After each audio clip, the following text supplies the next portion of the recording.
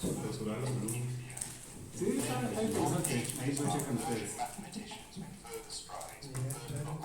Así, al final de cuentas llega todo esto.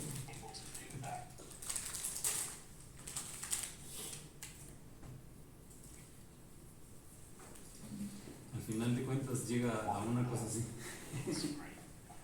De las matemáticas puras y las matemáticas aplicadas, y matemáticas aplicadas para la ingeniería. Pero bueno, ya que llegó Alejandro, vamos a continuar.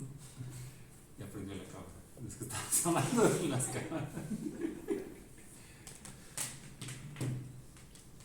Estamos hablando de las cámaras.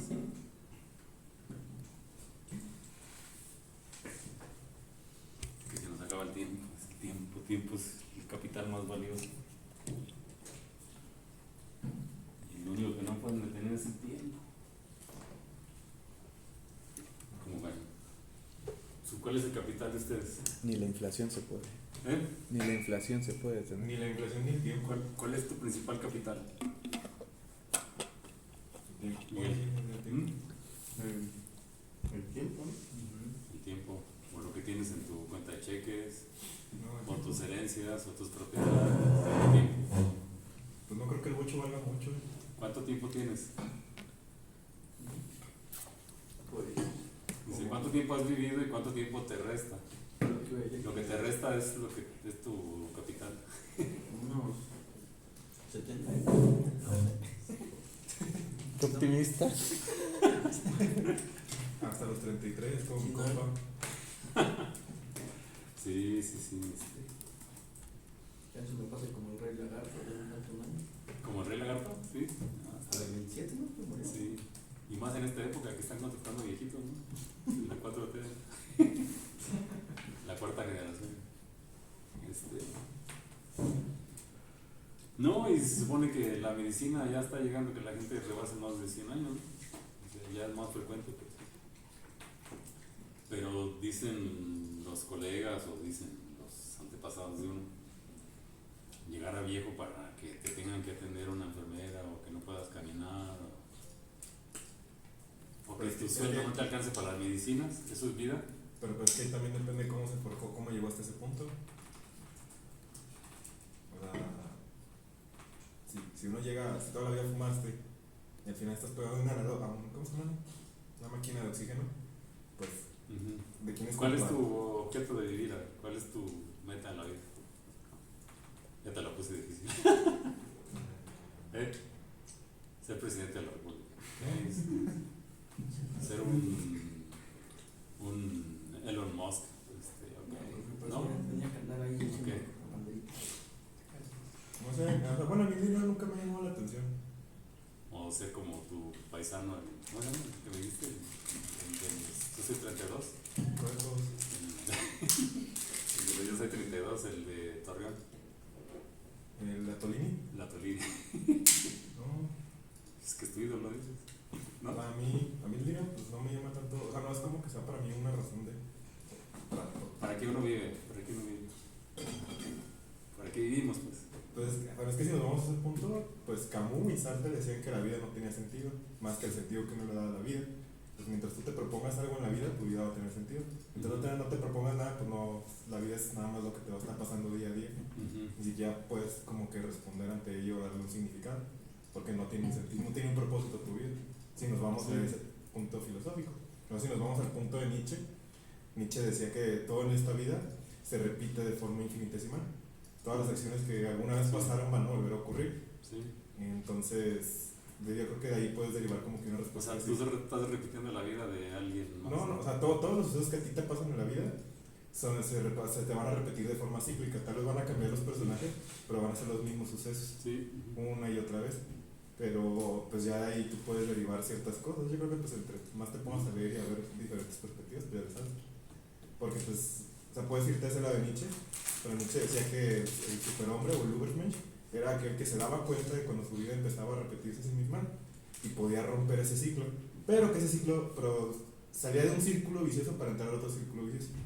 Pero en teoría el Porque Übermensch Nietzsche no era vivía como él decía que deberíamos vivir. Ah, bueno, pues es que le gustaba a su primo y tenía así Es que una cosa es escribir, otra cosa es hacer.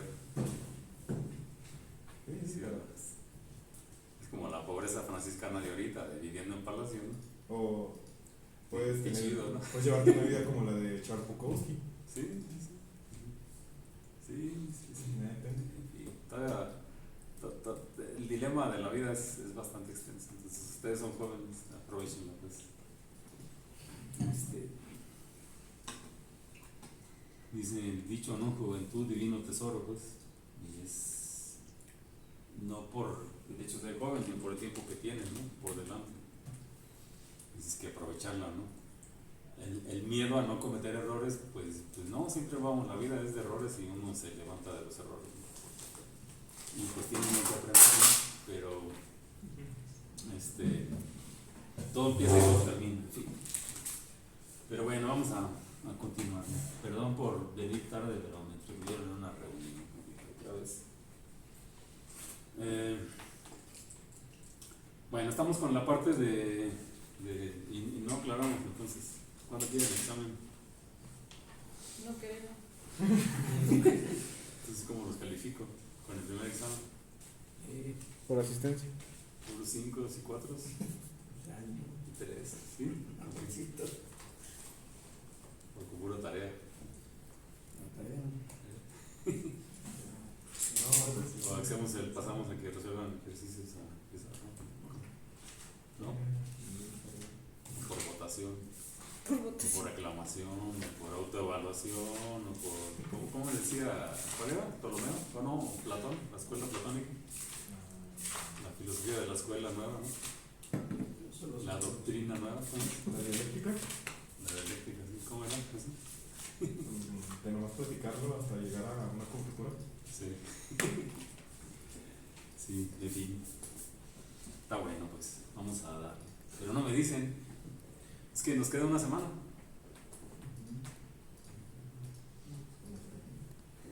Pero cada día tiene 24 horas, cada hora tiene 3.600 segundos. No, cada día tiene 24 menos 8 horas. ¿Por qué? Porque hay que dormir.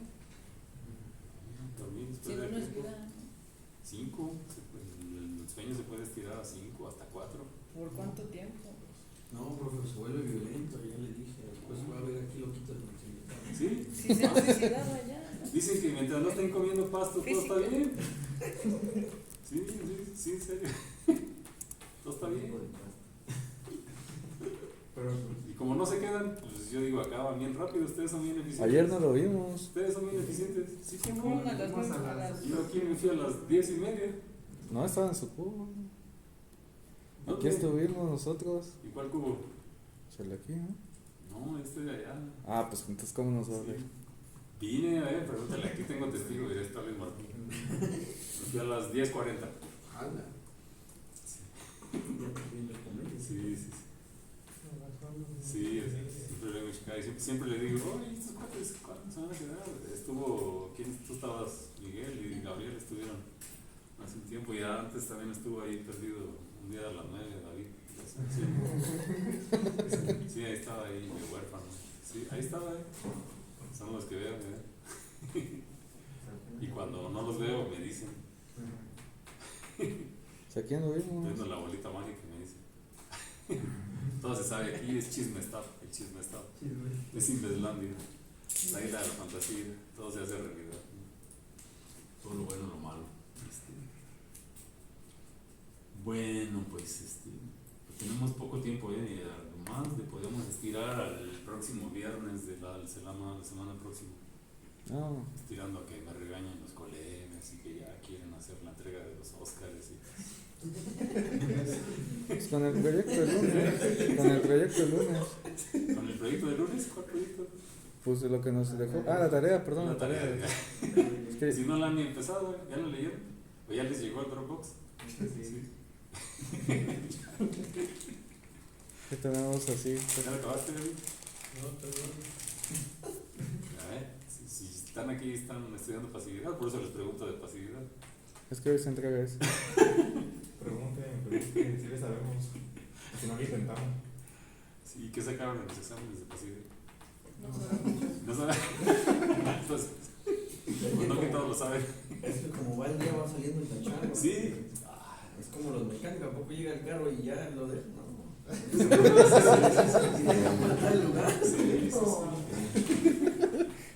Está bien, no, sí, qué chido. Bueno, mientras meditan, vamos a continuarle este rollo.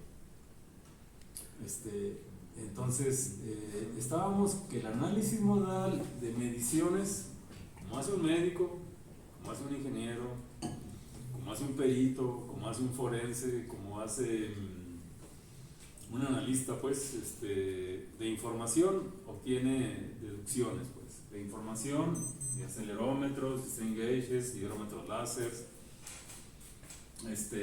sensores, encoders, tacómetros, sensores de fuerza, sismógrafos, no solo de movimiento, a veces de temperatura, o del medio ambiente, obtiene una información, pues, obtiene una información. En mecánica, pues, del movimiento inherente de los objetos obtenemos información de estos, pues.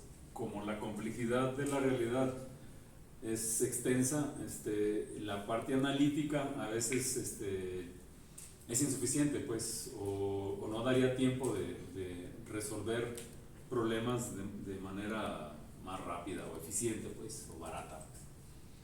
Entonces, partiendo de información, el análisis modal clásico nos dice que con información de acelerómetros, de sensores de desplazamiento, de velocidad, de fuerza, de decodificadores, en fin, de información que uno pueda medir, uno puede inferir información de parámetros modales, frecuencias, amortiguamientos modales, formas modales, obtener modelos con estos, modelos matemáticos, o sea, modelos modales que aproximan la realidad y de manera muy pragmática y rápida para hacer rediseño, control, análisis, modificación estructural, o también diagnóstico de fallas o prognosis de si algo se está dañando, si algo se está cayendo, se está moviendo.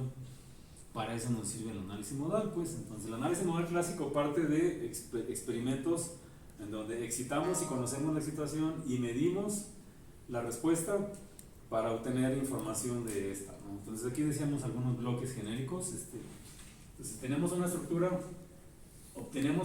la sujetamos con condiciones de frontera, o a veces queremos analizar el objeto en sí mismo y lo ponemos en algodones o con ligas o con hilos, es decir, flotando, para impedir condiciones de frontera, y entonces la información que uno tenga va a ser del puro objeto flotando, digamos. También puede ser montado, armado en un ensamble, y pues entonces uno excita y medimos la fuerza, pues, y medimos la información de su desplazamiento, su movimiento, por ejemplo de un acelerómetro, pues, y obtenemos sus registros, los registros que pueden ser la respuesta al impulso con un martillo de impacto, que puede ser la respuesta a una sinusoide o un barrido frecuencial, un sine sweep, o puede ser una excitación con una función chirp, así como el pajarito que canta, pues, que puede ser de un sismo, pero en el sismo lo tendría que medir y ver la respuesta. Entonces, aquí en análisis modal clásico necesitamos medir la excitación y respuesta y salida. Y tenemos señales del tiempo. Estas señales del tiempo pues pueden provenir, insistimos, de respuesta al impulso, al escalón, a sinusoides, a conjuntos de sinusoides, a barridos frecuenciales en un ancho de banda. Lo puedo hacer entrar en resonancia o no. A veces disponemos de pocos instantes de tiempo y eso complica un poco la parte algorítmica o computacional. Pero tenemos registros del tiempo con amplitudes, pues. Entonces esto tiene que venir de un buen sensor, la instrumentación se calibra, se certifica, pues, aquí me traía, por ejemplo, una cabeza de impedancia y creo que aquí viene su certificado de calibración, sin el cual pues yo no podría dar servicio, pues. Entonces, por ejemplo, viene, no es el certificado de calibración, vienen los parámetros, pero bueno, los certificados de calibración de cada instrumento con números de serie nos los dan cuando uno lo compra. Por ejemplo, esta es una cabeza de impedancia que mide hasta más o menos 50 Gs, o sea, mide fuerza, pero a través de aceleración, entonces son más o menos 50 Gs y su ganancia su sensitividad o ganancia son 92.6 milivolts por G con una sensibilidad transversal, o sea que si se mueve transversalmente hay cierto ruido de hasta 1.9%. Su eigenfrecuencia o frecuencia resonante es 16 kHz y opera de menos 54 a 121 grados centígrados. Y entonces es esta cosita. Y luego dice aceleración y luego trae dos conectores. Dice aceleración de este lado y luego dice fuerza. Entonces tiene dos conectores. En uno dice fuerza y en otro dice aceleración. Y en realidad si graficamos las dos, la fuerza vamos a ver que es como una parte proporcional de la aceleración, porque usa la segunda ley de Newton. Tiene un piezo eléctrico adentro, o sea, tiene un sistema masa, resorte, amortiguador pequeñito dentro. Y esto se le dice una cabeza de impedancia. Pues si usáramos string gauges o piezoeléctricos, también se le suelen decir celdas de carga, ¿no? O sea, con eso medimos excitación. Esto se conecta con cables y esto tiene dos terminaciones aquí para poner espárragos o roscados, porque de un lado voy a ejercer la fuerza y del otro lado voy a poner o sea, se pone de intermedio, ¿no? Entre varillas, pues, y así medimos la fuerza. Entonces de esa manera mediríamos la fuerza, así es que debo tener un canal para medir la fuerza esta es una cabeza de impedancia, hay muchísimas. De formato YEPE de la marca Kister, pues ahorita se va a pasar. La respuesta la medimos con acelerómetros y los acelerómetros, aquí me traje unos viejitos, estos son de acero, y pues los monta uno en la estructura. Hasta aquí puedo no tener un modelo de elemento finito y si lo tengo, pues yo debo decir dónde voy a monitorear. Entonces, problema número uno de instrumentación no es que ahí está el objeto, es uno, dónde excito y dónde mido. O sea, dónde voy a poner la fuerza, dónde voy a golpear, dónde voy a excitar y dónde mido. En función de eso estaremos obteniendo información. Y porque entonces, si solo mido en un canal de entrada y en un canal de salida, tendré cierta función de transferencia, ¿no? Cierta respuesta. Si intercambiamos el sensor, vamos a ir mapeando, pues.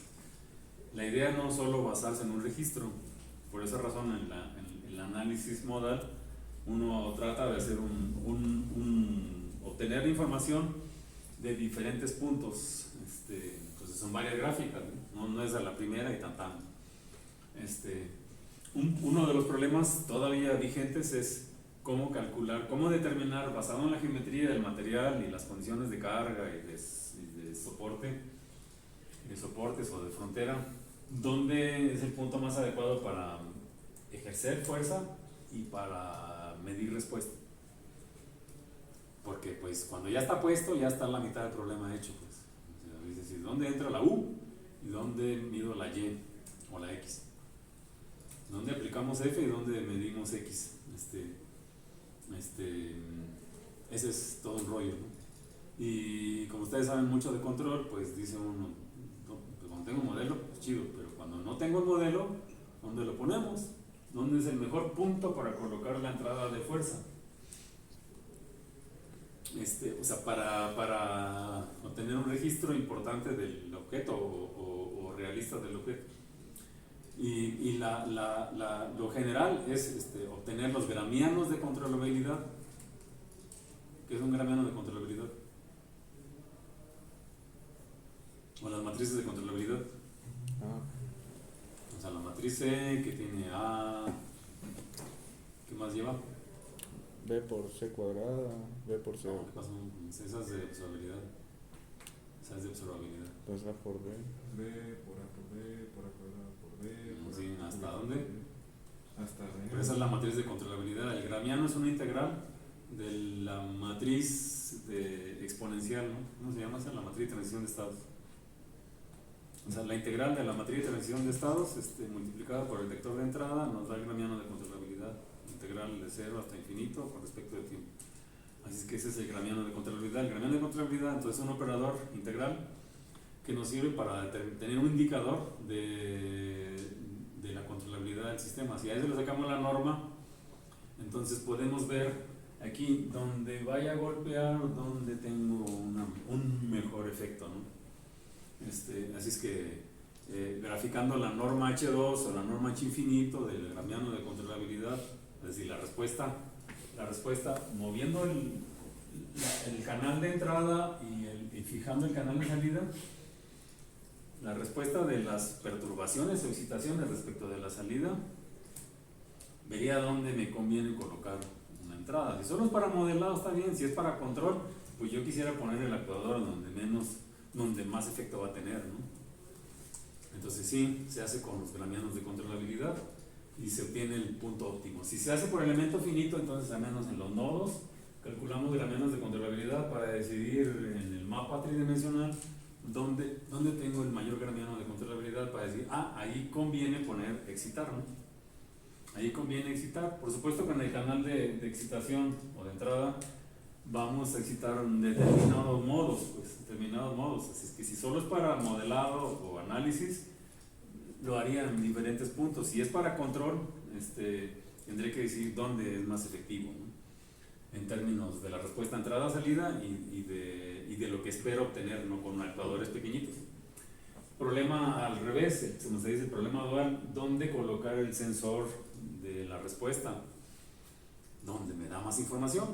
Donde tengo información modal. A veces puede ser insuficiente un sensor, pero a través del gramiano de observabilidad podemos ver dónde me conviene colocar el sensor, ¿no?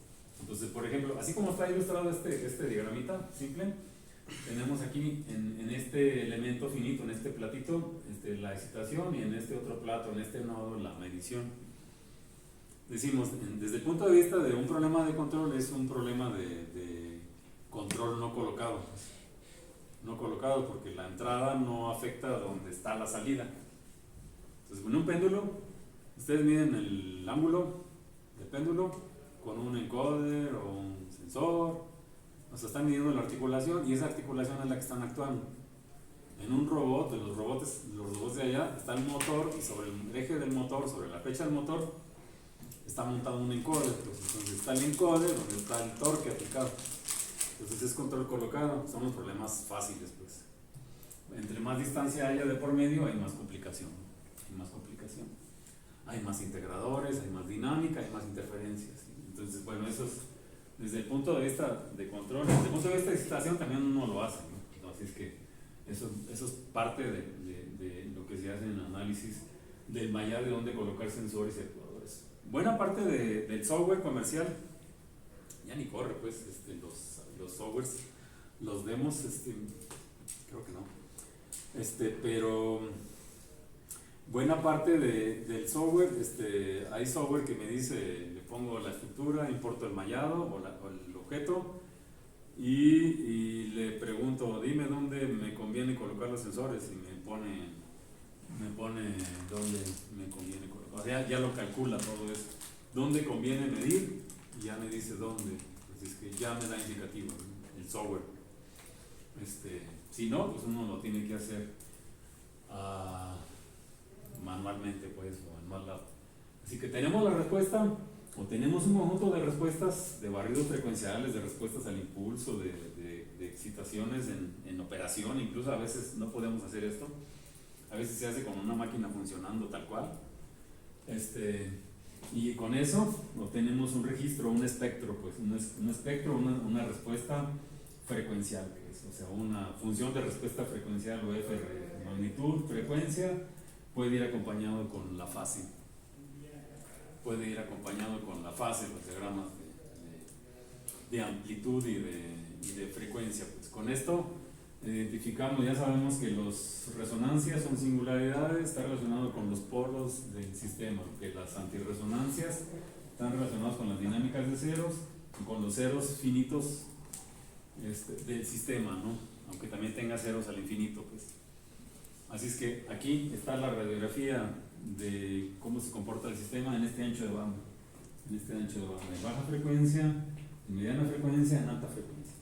Y uno tiene que decidir hasta dónde, ¿no? Entonces, Entonces ya saben de que este ancho de banda está relacionado, o sea, lo que grafiquemos en el espectro es la mitad de lo que pudiera muestrear por el teorema de Shannon. Si muestreamos a 1 kHz, entonces solo me sirve 500 Hz de información, ¿no? Lo demás es basura.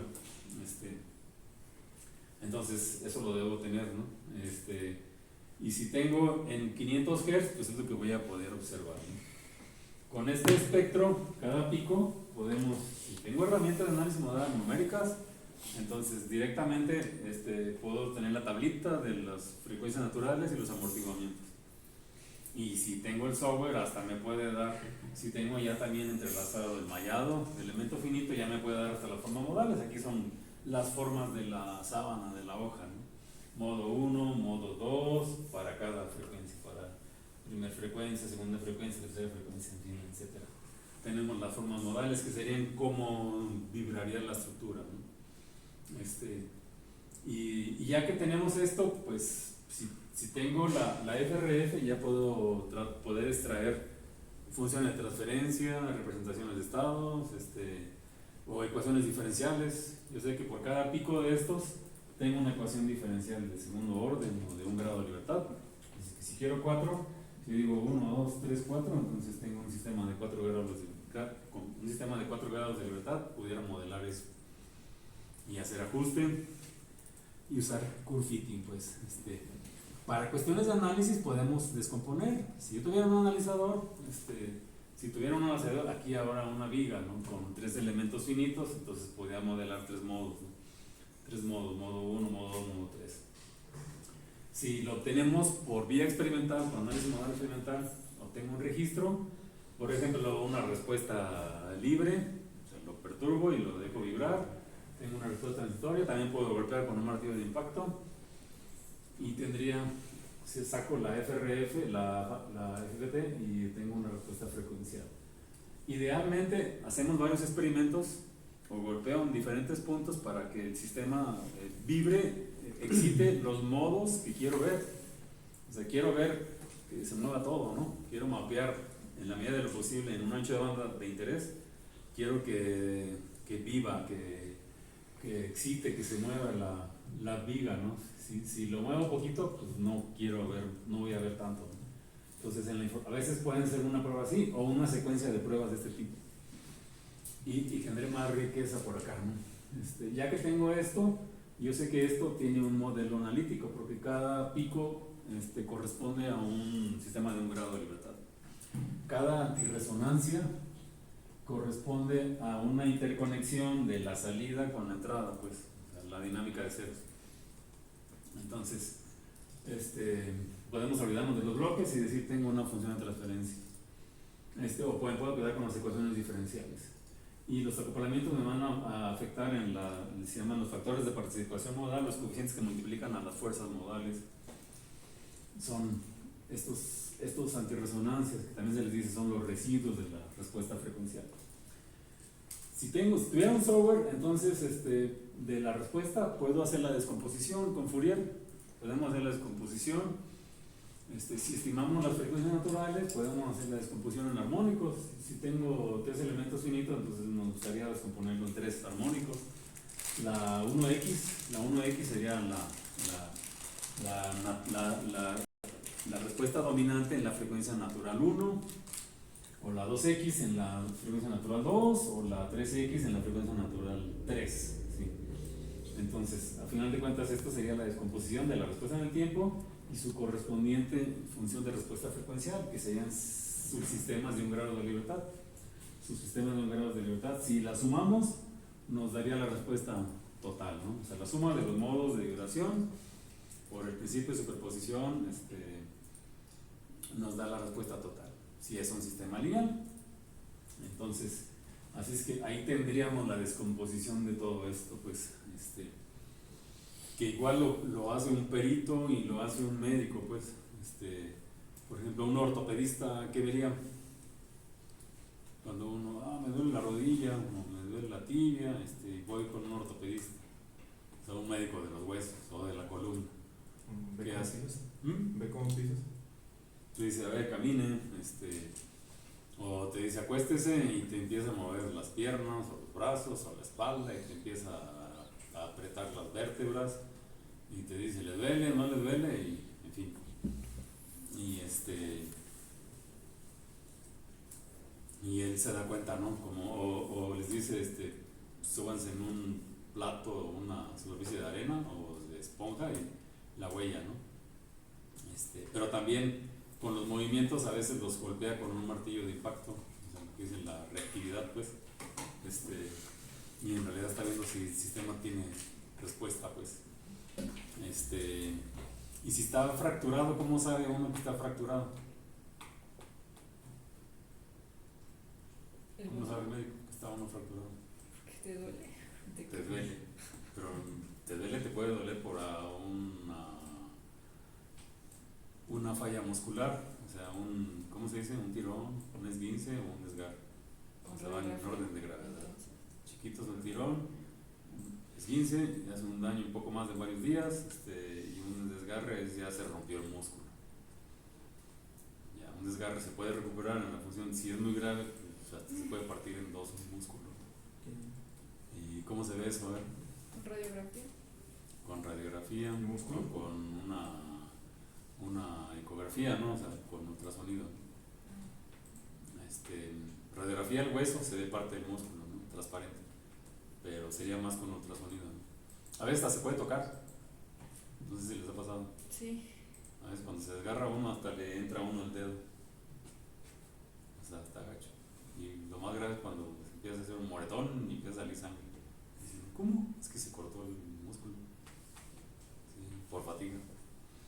Y eso lo hace el médico porque sabe cómo está el cuerpo humano, pues. Y si está roto, pues sí, primero revisa músculos, tendones y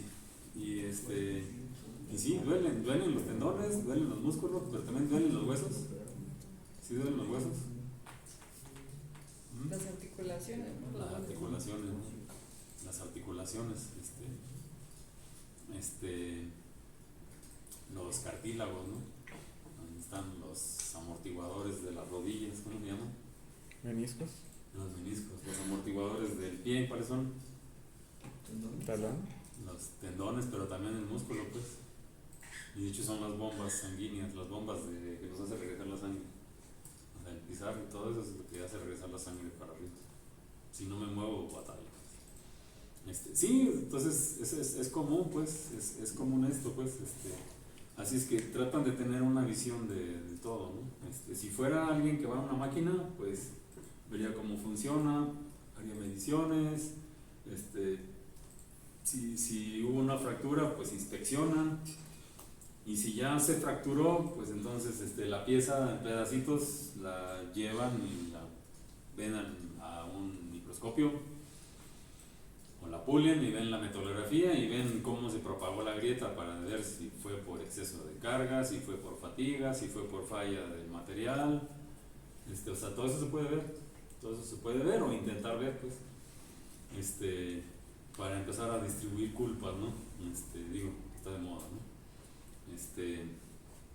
Y para eso sirve todo esto, pues, para modelar, diagnosticar, ver fallas, ver cómo evolucionan. Si por ejemplo uno de estos picos, si a esta frecuencia se está moviendo con el tiempo, entonces, ¿qué puede pasar? O sea, si este pico se va haciendo para acá,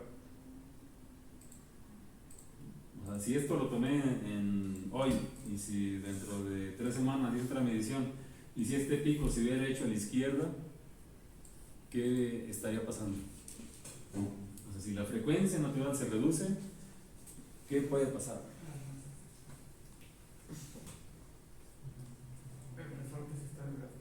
El resorte disminuye rigidez o Aumenta la masa. o aumentó la masa, ¿no? Sí, pues sí. No, pues al metro se le subieron más gentes y pasaron por donde no debía y la torre, ¿no? Si se reduce la rigidez, es que algo está pasando, ¿no? Una fisura, una fractura está sucediendo, ¿no? O se está fatigando el material. O sea, vería eso, ¿no? Si se incrementa, bueno, lo contrario, ¿no? Que si aumentó rigidez, que si aumentó rigidez, que si se redujo la masa, pues sí, puede ser, ¿no? Pero entonces hay situaciones favorables y desfavorables, ¿no?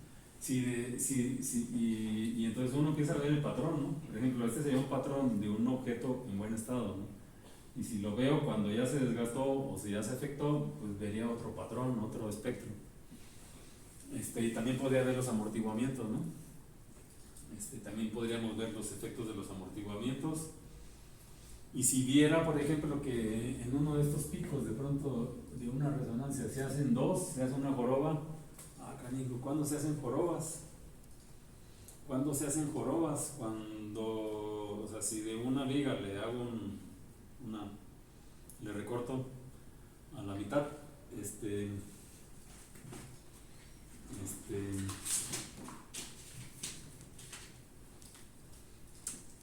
si tengo una viga así y de pronto le hice tiene una fractura y esto y esto se mueve, bueno, sí, tiene fuerza así, o sea, se puede oscilar así. Cuando se mueve para acá, ¿cómo se hace la grieta?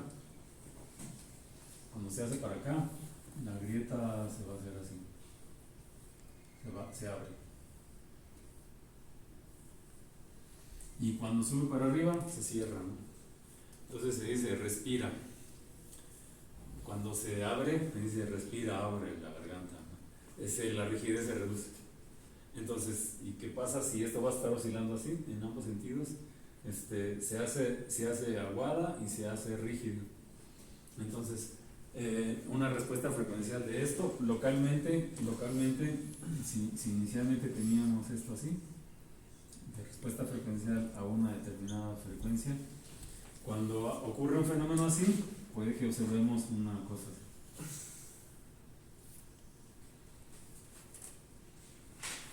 Es como dos picos. Y bueno, son indicios de estas cosas, ¿no? Son indicios de estas cosas. Es que tener más información, pues es muy relevante, ¿no? Entonces, para eso sirve el análisis modal, pues. Y conste que toda esta interpretación es porque sabemos cómo se comporta un sistema más que amortiguador, ¿no? Pero vía información, pues. Vía información. Entonces, en un software como el del software de Pulse, de BK, de Brunel Kaer, uno puede meter la estructura, uno puede discretizar y uno puede también decirle dónde conviene. Si quiero hacer un análisis modal de una estructura, entonces le colocamos shakers o generadores de vibraciones. Aquí son dos shakers. Aquí vamos a excitar con fuerza, así que tenemos dos canales de inyección de fuerza. Y donde pongamos acelerómetros, si son acelerómetros de una dimensión, dos dimensiones, tres dimensiones o tridimensionales, puedo tener, así que puede uno tener mapeo, así que puedo tener interconectada un software de análisis modal o de análisis armónico con lo que después vamos a correlacionar experimentalmente, pues. Entonces sí, tener un software, pero este software vale, la última vez que coticé uno, Brunel Kaer usa un software que se llama de MSCOC, y son las pantallas, y la última vez que yo lo coticé, licencia académica, era $22,000. Entonces no tengo versión pirata ni demo, porque a veces de estos cuates ni dan demos, ¿no? Digo, hay video, ¿no? Pero entonces uno puede tener la estructura y va uno teniendo la información, la respuesta frecuencial. Y hay mucho de análisis modal o análisis frecuencial que puede uno ir deduciendo, pues. ¿Ves? Hay muchísimo, pues.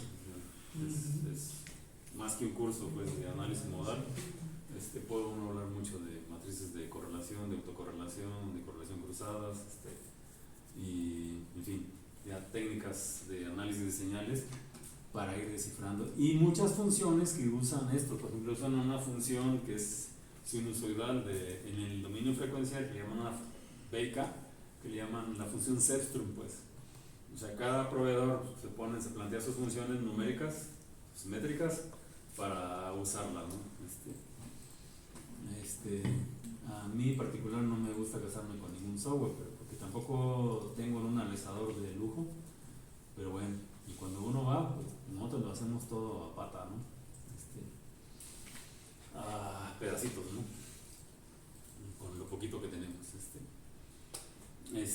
con analizadores pequeños, con tarjetas de adquisición de datos limitadas, o con, sí, uno no me traje la BAM de Kistler, pues, que es un software, una tarjeta pequeñita de Kistler para 4 canales, con acelerómetros o sensores YEPE.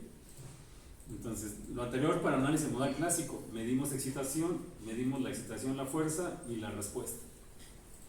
Se puede hacer mucho.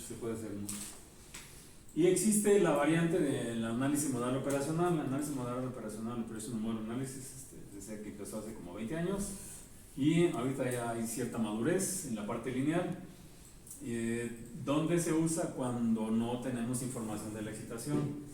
¿En qué casos? Hay muchos en edificios, pues difícil que, ¿por qué se mueve este edificio?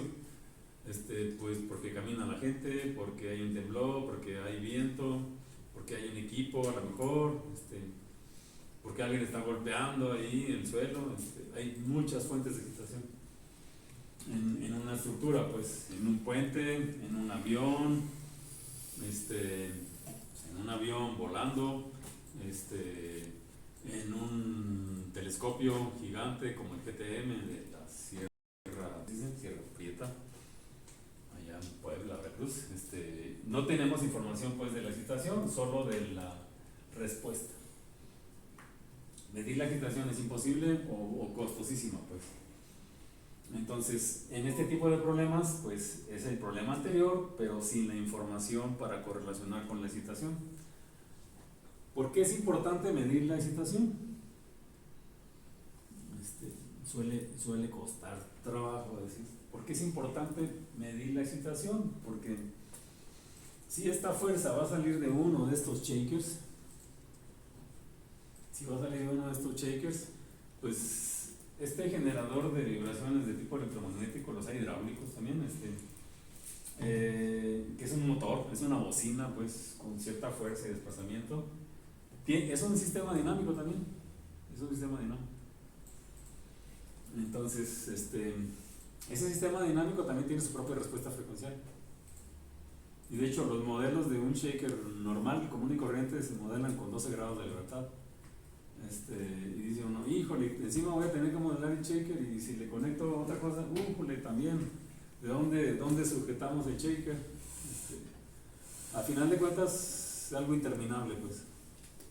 Aquí tengo esta computadora en la mesa, pero la mesa puede vibrar, la mesa está montada en unas patas sobre el suelo y las patas tienen algo, así es que si yo golpeo la computadora también mueve esto. Pues es que parte de la respuesta que yo mido en la computadora van a ser modos o respuesta frecuencial de la mesa. Entonces yo debería saber que lo que esté midiendo, o sea, que la respuesta que tenga acá, que este pico sea de esta estructura, no del shaker, no de donde está montada la cimentación. Entonces por eso es importante saber cómo estoy midiendo. De lo contrario, uno tiene que, sí nos gustaría tener la radiografía de cómo se comporta el actuador. Si no lo tengo, entonces tengo que estar adivinando. Pues, bueno, es más difícil computacionalmente hacer lo mismo que el análisis modal clásico con el análisis modal operacional. Pues, entonces sí, es por eso más reciente, pues, y pues como los problemas van escalándose en complejidad, pues es lo que está de moda ahorita, Operational Model Analysis, tanto en la parte tecnológica como analítica o académica, pues. Esta es la parte de análisis modal operacional de software de BIK. Insistimos que aparte que es costoso, tienen licencia para trabajar un año, ¿no? O sea, pagan mantenimientos. No es de que, yo lo compré por vida, no, dura un año. O sea, es renta de un año. Y por supuesto que para esto sirven para validar les decía aquí, para instrumentar un motor de la forma convencional, alambrando acelerómetros, su sistema de adquisición de datos y después la interfaz, ¿no?, con el software. Y un motor, ¿cuáles son sus condiciones de frontera? En el motor hay un alternador, hay una bomba de agua, hay una bomba de aceite, hay ventiladores, hay aire, está montado sobre los tacones. ¿Cuántos tacones tiene? Pues por lo menos 4 soportes, y el soporte vibra también, y la suspensión, y el auto está sobre ruedas, también vibra, amortigua. En fin, la respuesta es combinada, pues, pero toda esta información sirve para tratar de modelarlo ya montado, pues, en vivo. Entonces, por supuesto que encienden el auto y le dicen, acelérale porque van a mover las RPM y están haciendo barridos frecuenciales. Así se suele hacer. O un avión también aquí, por supuesto, es con análisis modal clásico porque está en un laboratorio, ¿sí? Está en un laboratorio, se está excitando con shakers, se miden las fuerzas, se cablean todos estos buses aquí y van al sistema de adquisición. Y bueno, este es un demo nada más de LMS International, ahora Siemens LMS, y con esto sirve para validar, ¿no?, que si le van a montar un misil o si va a ir lleno de combustible o etcétera, ¿no? Y bueno, ya les había enseñado videos de esto, pues, por cierto,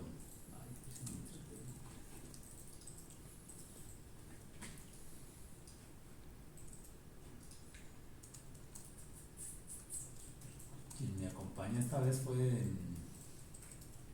tu profesor Álvaro, te lo iba a enseñar.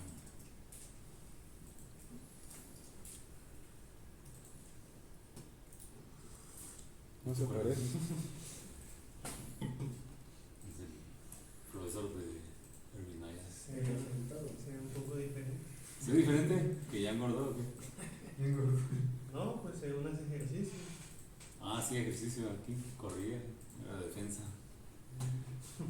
Se le torcieron las rodillas y ya no quiso jugar fútbol. Pero aquí, y aún así se ponía a hacer pesas. Sí, él fue ahí a presentar un trabajo. Y aquí fue una sesión en la Fuerza Aérea Belga, ¿no? Digo, a pesar de que es un país neutral, también se dedica a hacer armamento y aviones y todo. Y son los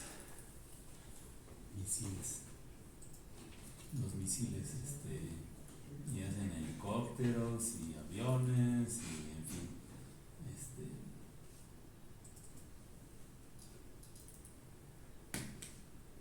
son los open house que organizan las empresas que venden esto. Entonces son los shakers.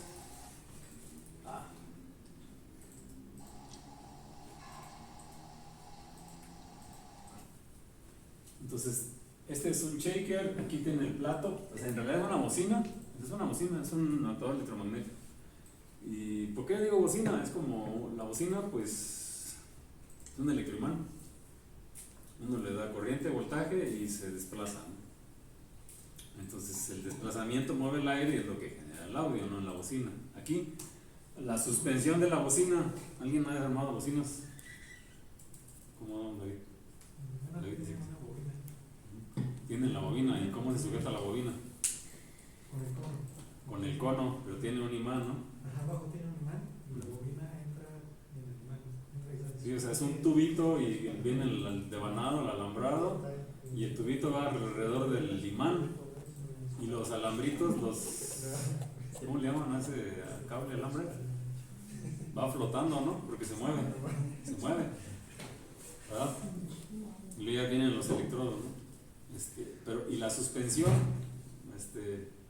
el cono de cartón o de plástico, y luego tienen, cuando dicen son de bocinas de aire, ¿qué significa? Tienen un hilito alrededor, así cóncavo, pues, que le da más movimiento, ¿no? Entonces puedes pulsar más aire. Los subwoofers tienen que ser de ese tipo porque los graves son porque mueve más aire, ¿no?, a baja frecuencia. Entonces, digo bocina porque se desplaza linealmente, es un actuador lineal, pero electromagnético, pues. Aquí es el mismo principio, solo que pues es más corriente y voltaje, ¿no?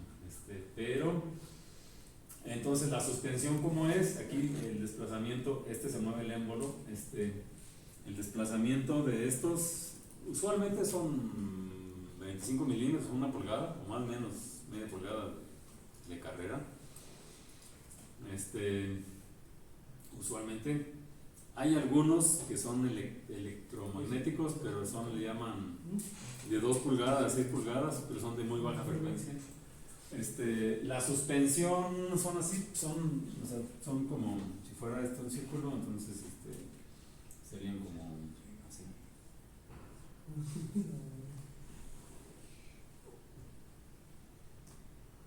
Entonces son membranas. O sea, tienen suspensiones de membranas porque se mueven como hojas. O sea, entonces son resortes lineales pero de tipo membrana y son de latón o de bronce, o sea, no magnéticos. Esa es la suspensión. Entonces son algo delicados y costosos. Una cosa de estas puede costar tranquilamente $5,000, ¿no? Y el puro actuador. Por supuesto que al tener devanados se circula corriente, se calientan y la capacidad de carga, de fuerza, la puede uno incrementar metiéndole ventiladores. En realidad se le conecta una aspiradora que haga fluir, que haga respirar para que no se caliente. Entonces con una aspiradora, o sea, esos tubos van ahí conectados para aspirar y sacar el aire caliente e incrementar la capacidad de fuerza. Pero usualmente pueden ser 10 libras, de 100 libras es mucho, pues. 10 libras es casi un estándar para este tipo de actuadores que son de este tamaño. De shakers. Hay mini shakers así de bien poquito, pues, de 1 kilo, ¿no? Pero son para calibrar pequeñitos. Entonces, este es un shaker. Aquí monta uno una varilla. Las varillas son stingers, son resortes. Ya les decía que son fusibles mecánicos para no dañar el shaker. ¿Y por qué electromagnético? Dicen, ¿y por qué no un motor? Pues, ¿por qué no un motor de CD? ¿Qué ancho de banda tiene un motor de corriente directa? Ancho de banda. O sea, ¿qué rango de frecuencia? ¿En qué rango de frecuencia funciona un motor de CD?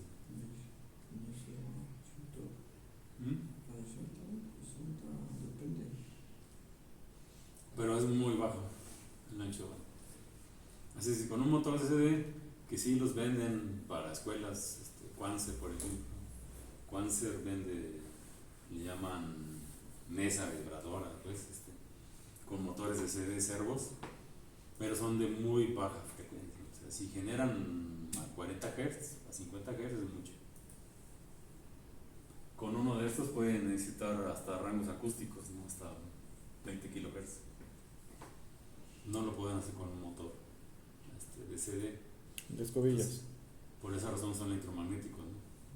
Por eso son electromagnéticos. O sea, una bocina, pues una bocina en el rango acústico. Un subwoofer de baja frecuencia, un tweeter de alta frecuencia. Ya, en realidad esto si lo empezamos arriba de 800 Hz empieza un rango acústico, empieza a zumbar. Sí, o sea, arriba de 800 Hz o 600 Hz ya empiezan a escuchar un zumbido, pues. Y si lo ponemos a 10 kHz se va a escuchar un chillido así, y hasta tiene uno que cuidarse el oído. ¿Y a bajas frecuencias esos sí están así muy bajas frecuencias también? Sí, responde a la misma baja frecuencia, sí, a menos de 1 Hz, sí, en baja frecuencia. Ahora, la respuesta frecuencial a baja frecuencia, el émbolo se mueve casi toda su amplitud, toda su pulgada de desplazamiento. A medida que empezamos a incrementar la respuesta frecuencial, como todo sistema mecánico, a medida que empieza a incrementar la frecuencia, la amplitud se va reduciendo. Y a alta frecuencia ya no se ve, casi se escucha, es más fácil escuchar, porque es un sistema mecánico o electromecánico y tiene su propia respuesta frecuencial. Entonces, cada una de estas cosas tiene su propia respuesta frecuencial. O sea, no es que viene del mundo ideal, no, viene del mundo real y tiene su propia FRF. Y con las varillas va a suministrar a otro subsistema que es la estructura que uno quiere modelar. Entonces, por eso uno tiene que ver, si mi shaker a esta frecuencia omega X, yo sé que el shaker tiene un armónico ahí dominante, si en la estructura, en la respuesta frecuencial de la estructura yo observo algo así, debería sospechar que es respuesta de shaker, no de la estructura. Entonces ahí no me tengo que hacer un análisis de si no es por el shaker, ¿no? Que lo que esté viendo ahí no es por el shaker. Entonces así tiene uno que ver con lupa las cosas, pues. Lo otro es también tratar de establecer un control de fuerza, pues, pero comúnmente no se usan los controles de fuerza, porque para este tipo de shakers, un controlador de fuerza que hace, por ejemplo, una compañía que se llama Signal Calc,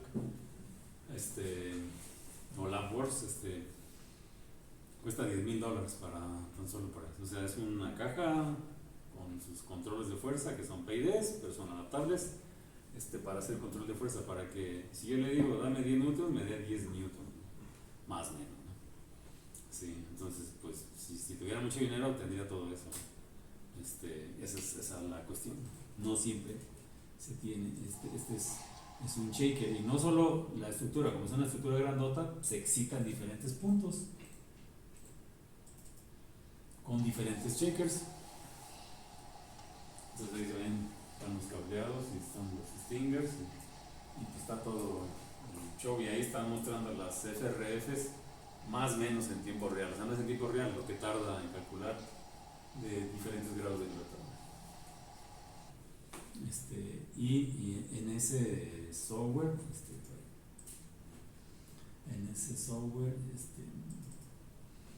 hasta muestran, bueno, este es el misil que lleva ahí conectado. Está la chava.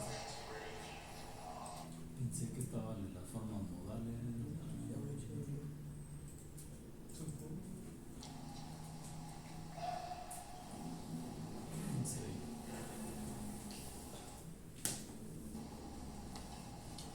No sé. No se ve muy bien, pero aquí están formas modales de un ala, pues. Con el software de ellos. Pero bueno, eso es más o menos como se hace. Igual se hace, Volkswagen tiene un laboratorio con vibrometría, también tiene Ford, bueno, todas las compañías tienen laboratorios. Hace 10 años ya habían adquirido en Volkswagen en Puebla, y aquí se fue a trabajar un estudiante de acá, que ahora se movió hace años a Ford, y hacen análisis modal.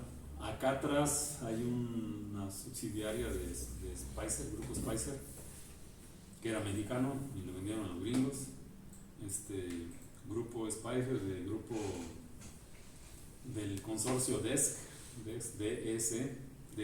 DESC, que eran dueños de Industria Resistor o Grupo Industria Resistor, de centros comerciales, y también se dedican y eran dueños del Grupo Spicer. El Grupo Spicer tenía Tremec, trenes de engranes cónicos, en fin, los que venden autopartes, pues, y su sede está en Querétaro, pero había una subsidiaria por aquí atrás, ahí por donde está el hidroplano, donde tenían laboratorios y bancos de pruebas.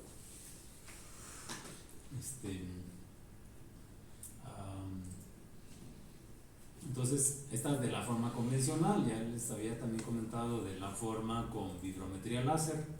Con vibrometría láser, pues, que tiende a ir evolucionando. Es costoso, pero es bastante cómodo porque hace rápido y no es tan invasivo sobre la estructura. Si a un sistema le ponemos 100 acelerómetros, y yo he visto ruedas de auto con 100 acelerómetros, me dice uno, híjole, bueno, a lo mejor son de 10 gramos los acelerómetros, pero y los cables, pues ya le modificó la masa. Así es que tiene uno que hacer ajustes, porque al montar la instrumentación pesa, afecta. Entonces uno tiene, de las mediciones, uno tiene que considerar el efecto de la masa de la instrumentación y también del amortiguamiento. Con vibrometría láser se ahorra uno esa parte, pero es muy costosa, pues. es muy costosa. Entonces, de estos amigos. Y con vigometría le acerca al objeto.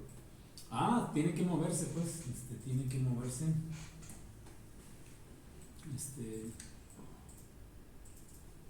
Estos son estos amigos, son alemanes. Con un shaker también. Con la vibrometría láser, o sea, lo que te interesa nada más es que se mueva. Tú lo que es que la estructura se esté moviendo. Aquí se está excitando a 90 Hz con un shaker de estos. La importancia que es que un láser ve todo. Mide todo. O sea, el ancho de banda de un vibrómetro láser es tremendo.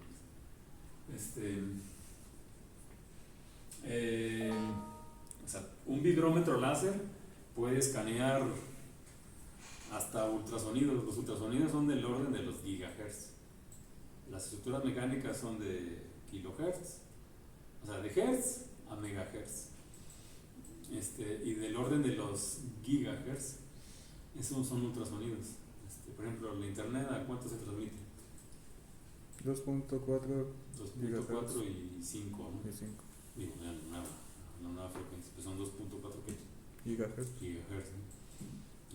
Ni la vemos ni la sentimos, ¿no? El vibrómetro láser puede ver hasta esos rangos. No sé, estos son los mismos tonos. Sí, entonces con un vibrómetro láser cambia y a veces lo que hacen es cambiar en los gabinetes nada más las tarjetas de adquisición. Es lo que suelen hacer. Pero bueno, este es con un shaker y el vibrómetro láser escanea punto a punto y guarda registros, así es que donde quiera, en cualquier parte que midió, puedes hacer un zoom de respuesta frecuencial.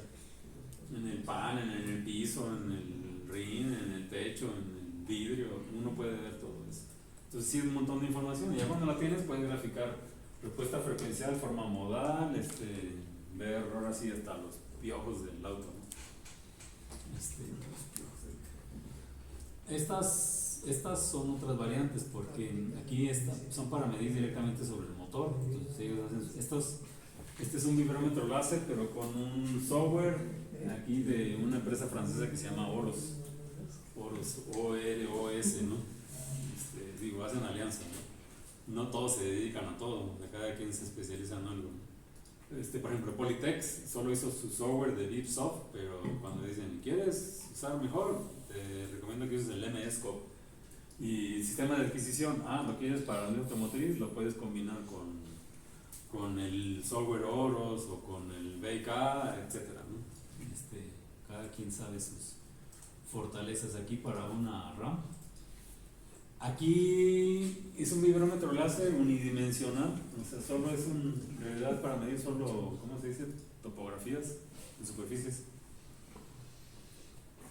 Para monedas, para circuitos, para cosas pequeñitas, pues, pero solo midiendo perfiles de relieves a niveles muy pequeños, pero solo nada más es el vibrómetro midiendo en una sola dirección. O sea, aquí no escanea, mide y bueno, ese es el sencillito, pues, es el sencillito que lo usan para electrónica, pues.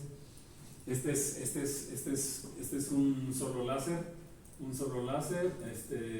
y que tiene un servo que lo mueve en un rango pequeño. Entonces es el tripié con el puro láser, ¿no?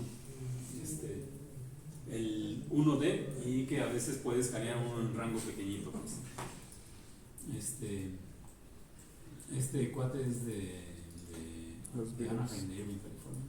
Y era la novedad hace 10 años, era que le llaman el D-Rotator, pues.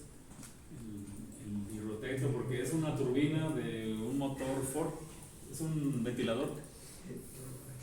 ¿Cuántas aspas tiene un ventilador de un auto? O un ventilador normal. 3. 4, 5, 6, en fin, sí. Sí, o sea, mínimo 3, ¿no? Bueno, hasta de 2, ¿no? Bueno, Casi siempre 3, ¿no? Los de... ya tienen 3 ya los de techo, ¿no? Tienen 5, tienen 6 aspas, pues, y de hecho hay unas aspas que no están distribuidas uniformemente, es para poder balancear. O sea, porque son inyectados de aluminio o de plástico. Y cuando ustedes abren uno de estos y los abren y dicen, ay, aquí tienen un error de maquinado. No, es que así están hechos para poderlos balancear. Bueno, pero ¿cómo miden vibraciones? ¿Cómo hacen análisis modal de algo que está girando? Pues vía en la estructura, ¿no? Pero entonces está uno a ciegas, pues. Entonces estos amigos, como un vibrómetro láser, puede congelar esto en el tiempo, o sea, puede mapear tan rápido que hasta moviéndose a 10.000 RPM lo puede estar midiendo. ¿Qué es lo que necesita? Nada más. Entonces necesita bueno, es el láser con su servo para escanear las aspas de forma individual y necesita un encoder acá para que se sincronice con la velocidad a la que está girando el objeto. A final de cuentas, es como nosotros vemos esta imagen fija, pero en realidad, ¿a qué frecuencia está oscilando el cañón? Sí.